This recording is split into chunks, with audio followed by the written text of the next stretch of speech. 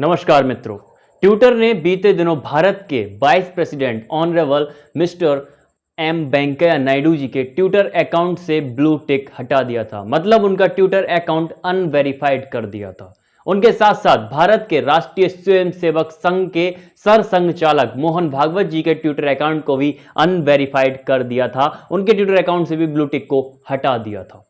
इतना ही नहीं, और उनके साथ साथ उन्हीं के आरएसएस के कार्यकर्ता जैसे कि सुरेश जोशी, कृष्ण गोपाल, सुरेश सोनी, अरुण कुमार जी, इन लोगों के ट्विटर अकाउंट से भी ब्लू टिक को हटाकर इनके ट्विटर अकाउंट को अनवेरिफाइड कर दिया। हालांकि जब विरोध बढ़ा तो उसने उनके ब्लू टिक को वापस दे दिया, लेकिन उसके साथ साथ उसने अपना रिप्लाई दिया, उसने अपना पक्ष रखा कि हम उन अकाउंट से, उन वेरीफाइड अकाउंट से ब्लू टिक को हटा देते हैं जो इवन 6 मंथ, कम से कम 6 महीने, पिछले 6 महीनों से कोई भी ट्वीट नहीं किया हो या लॉगिन नहीं किया हो। बात उसकी ठीक है, ये ट्विटर्स के लॉ हैं, ट्विटर के नियम हैं, ट्विटर अपने नियम लागू करता है। लेकिन बात ये आती है कि ये ट्विटर के नियम क्या सब पर लागू होते हैं? ऐसा नहीं होता। जी हां, ट्विटर के नियम कुछ लोगों पर ही लागू होते हैं, या यूं कहें कि वो सिर्फ कुछ लोगों पर ही अपने नियम लागू कराता है, बकाया लोगों से उसका कोई लेना देना नहीं है। क्या ट्विटर एक तरफा निर्णय लेता है? क्या ट्विटर एक तरफा न्याय करता है? जी हां, बिल्कुल करता है, और उसके फैक्ट्स मैं आपको देता हूं। ट्विटर का कहना है कि ट्विटर उन वेरीफाइड अकाउंट्स को अनवेरीफाइड कर देता है जो पिछले 6 महीने से कोई भी ट्वीट नहीं करते हैं, या यूं कहें कि जो 6 महीने से दोबारा लॉगिन नहीं करता है उसके वेरीफाइड अकाउंट को अनवेरीफाइड ट्विटर के द्वारा कर दिया जाता है। लेकिन इसके पीछे की रियलिटी क्या है? इसके पीछे की रियलिटी यह है कि भारत के former president of India mister Pranab Mukherjee ji, जो अब हमारे बीच नहीं है, उन्हें अपना लास्ट ट्वीट किया है 15 अगस्त 2020 को, और अगर हम देखें तो अब तक उस ट्वीट के लिए 6 महीने से ज्यादा का समय हो गया है, लेकिन उनके ट्विटर अकाउंट से ब्लू टिक नहीं हटाया गया है। दूसरे अगर हम बात करें तो दूसरे हैं अहमद पटेल जी, जिन्होंने अपना लास्ट ट्वीट किया है 8 अक्टूबर 2020 के लिए। देखा जाए तो इनके ट्वीट को भी 6 मंथ से ज्यादा का समय हो गया है, लेकिन इनके ट्विटर अकाउंट से वेरिफिकेशन का ब्लू टिक नहीं हटा है। जबकि भारत के present vice president of India ने लास्ट ट्वीट किया था अपना 23 जुलाई 2020 के लिए, उनके ट्विटर अकाउंट से ब्लू टिक हटा दिया गया है। अगर हम फॉर्मर प्रेसिडेंट और अहमद पटेल जी की बात करें तो हम ये कह सकते हैं कि वो जब हमारे बीच मौजूद नहीं है तो उनके अकाउंट्स मेमोरेबल अकाउंट की तरह यूज किए जा रहे हैं, तो उनके अकाउंट से ब्लू टिक हटाना ठीक नहीं है। ठीक है, हम उसकी इस बात से भी एक बार के लिए सहमत हो जाते हैं। तो हम बात कर लेते हैं उन अकाउंट्स की जो हमारे बीच हैं, लेकिन उनके द्वारा भी पिछले 6 महीनों से कोई भी ट्वीट नहीं किया गया है, लेकिन उनको अनवेरिफाइड नहीं किया है। एक ट्विटर पेज है, ट्विटर पर ही एक ट्विटर पेज है जिसका नाम है ऑल इंडिया। आगे का नाम मैं नहीं ले सकता क्योंकि ये मेरे संस्कारों के अधीन जा रहा है। ये ऐसा नाम है जो मैं अपने मुंह से नहीं ले सकता। तो all India dash dash dash जो भी नाम है वो एक ट्विटर पेज है, और उस ट्विटर पेज पर पिछले 6 मंथ से कोई भी ट्वीट नहीं किया गया है। उसके बाद भी आज भी वो वेरीफाइड है। उसी के को फाउंडर हैं जिनका अकाउंट है खंबा नाम से। सोचने में बड़ा ही अटपटा लग रहा है कि खंबा नाम से उनका अकाउंट है।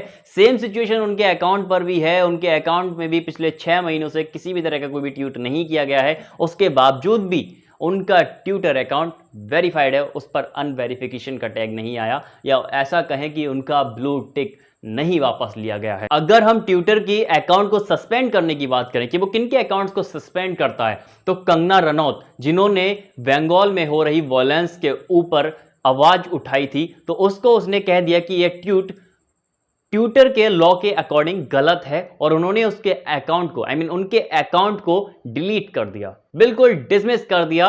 लेकिन ट्विटर कभी भी स्वरा भास्कर, अमानतुल्लाह खां, सरजील उस्मानी, कन्हैया कुमार, ये उन लोगों के अकाउंट्स को कभी भी हाथ तक नहीं लगाता। मुझे नहीं पता इनके पीछे का क्या रीजन है, बट वो उनके अकाउंट्स को कभी भी हाथ नहीं लगाता, जो देश में सिर्फ और सिर्फ अराजकता फैलाने का काम करते हैं, देश को तोड़ने की बातें किया करते हैं।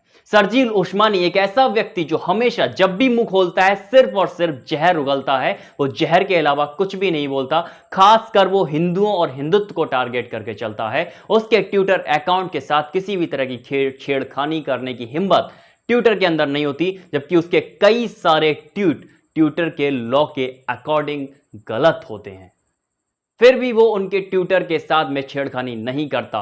क्या आपको इन सारी चीजों को जानने के बाद ऐसा नहीं लगता कि ट्विटर भारत में दो तरह के नियमों पर काम कर रहा है, एक राष्ट्रवादियों के लिए, एक उन लोगों के लिए जो देश में रहकर देश को तोड़ने की बात करते हैं। भारत की सरकार जहां ट्विटर को लगातार नोटिस पर नोटिस भेजे जा रही है, वहीं नाइजीरिया के प्रेसिडेंट का अकाउंट जैसे ही ट्विटर ने बैन किया, उन्होंने ट्विटर को ही बैन कर दिया, वो भी इंडेफिनिट टाइम के लिए। यह डिसीजन मुझे बहुत ही अच्छा लगा। ऐसे ही जोरदार डिसीजन इंडिया के अंदर भी लिए जाने चाहिए, लेकिन इंडिया ऐसे डिसीजंस नहीं ले पाता। खैर कोई बात नहीं, इंडिया भी ऐसे ही डिसीजन लेगा अगर लगातार ट्विटर इस तरह की गुस्ताखियां करता रहेगा। जहां ट्विटर को विवाद सुलझाने पर काम करना चाहिए, वहां ट्विटर देश के लिए आंख दिखा रहा है। कहने का मतलब ट्विटर को ऐसा लगने लगा है कि ट्विटर ही सर्वे सर्वा बन चुका है। ट्विटर के नियम भारत सरकार को मानने होंगे, भारत सरकार के नियम ट्विटर नहीं मानेगा। Wow, what a controversy. जिस तरह से ट्विटर ने भारत के वाइस प्रेसिडेंट के अकाउंट से ब्लू टिक को हटाया है, यह सिर्फ वाइस प्रेसिडेंट का अपमान नहीं, अपितु पूरे देश का अपमान है। और मैं भारत सरकार से गुजारिश करना चाहूंगा कि इस अपमान का जवाब जरूर दिया जाए। जो कंपनियां भारत में रहकर भारत के नियम मानने के लिए तैयार नहीं है, उन कंपनियों के लिए सिर्फ और सिर्फ एक ही रास्ता बचता है, और वो है उन्हें बैन कर देना चाहिए। जब भारत के राष्ट्रीय ऐप ने, नेशनल ऐप ऑफ इंडिया जब भारत के ऐप को भारत के नियम मानने में कोई प्रॉब्लम नहीं, तो आखिर ट्विटर के लिए कोई भी प्रॉब्लम क्यों आ रही है? आपके राय क्या है? क्या ट्विटर को बैन कर देना चाहिए? और ट्विटर की कंट्रोवर्सी दो तरह की है या नहीं है?